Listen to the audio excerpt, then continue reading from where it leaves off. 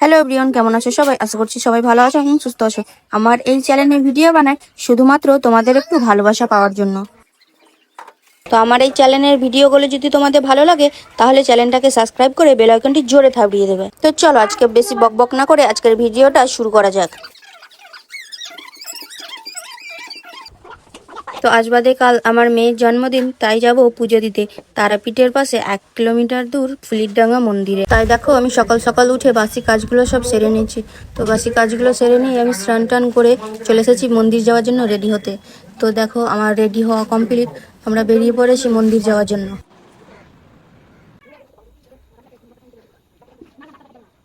তো দেখো আমি বাড়ি থেকে প্রণাম টনাম করে বেরিয়ে গেছিলাম।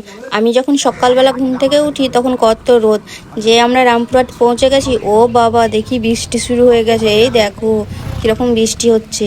তো আমরা যাচ্ছি পুজো দিতে, আর বৃষ্টি না হয়ে থাকতে পারে? তো দেখো বৃষ্টির মধ্যে ভিজে ভিজেই যাচ্ছি পুজো দিতে।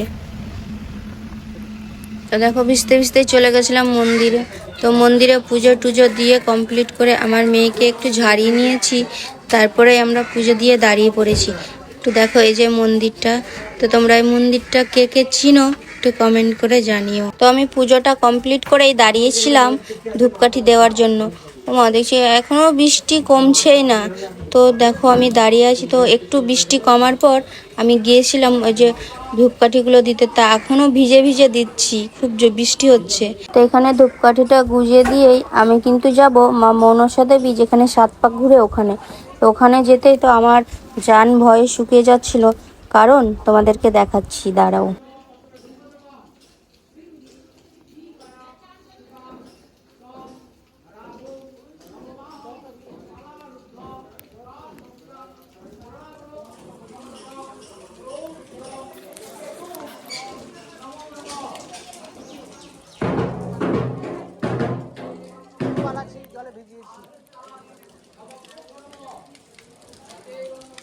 ওইখানে ওইখানে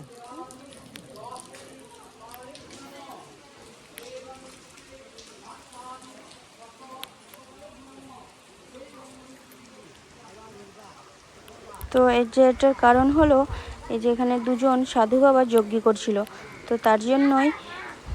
তাও দেখো আমি ওনাদেরকে এড়িয়ে চলে গেছিলাম ধূপকাঠিটা গুঁজে দিতে। তো এসেছি যখন, তখন তো ধূপকাঠি আমাকে গুঁজে যেতেই হবে। তো আমি ধূপকাঠি গুঁজছিলাম আর আমার বর এখান থেকেই ক্যামেরা অফ করে চলে গেছিলো, কারণ আমার মেয়ে ভিজে যাচ্ছিলো জলে, তার জন্য। তো আমি ধূপকাঠিগুলো বসিয়ে দিয়েই আমি বসে পড়েছিলাম মন্দিরে, কারণ এখনও বৃষ্টি হচ্ছে। তো দেখো আমার মেয়ে হাই করছে। তো আমার বর গিয়ে কোথা থেকে ভিজে ভিজে দেখো টোটো নিয়ে চলে এসেছে। তো আমরা ওই টোটোতে উঠে পড়েছি। আমরা বেরিয়েছিলাম সেই সকাল 8টায়, আর এখন বাজে বেলা 11টা। তো আমাদের খিদে প্রচণ্ড পেয়ে গেছিলো। বৃষ্টি এমন হচ্ছে যে মানে খাবার কোনো পরিস্থিতি নেই। তো একটা দোকানে গিয়ে মেয়ের জন্য চিপ কিনে এনেছিলাম, আর ওটাই আমরা খাচ্ছিলাম। তো তারাপীঠ থেকে বেরিয়ে এসে আমরা সোজা চলে এসেছিলাম রামপুরহাটে। তো রামপুরহাটে একটা হোটেলে গিয়ে আমরা নিয়ে নিয়েছিলাম পুরি আর নিরামিষ আলুর দম। যেহেতু তো রামপুরহাট থেকে বেরিয়ে এসেই আমরা আর ভিডিও করতে পারিনি, কারণ খুব বৃষ্টি হচ্ছিল। তো ভিডিওটা বেশি বড় করলাম না। ভিডিওটা যদি ভালো লাগে তোমাদের লাইক, কমেন্ট, শেয়ার, সাবস্ক্রাইব করে দিও। টাটা সবাইকে।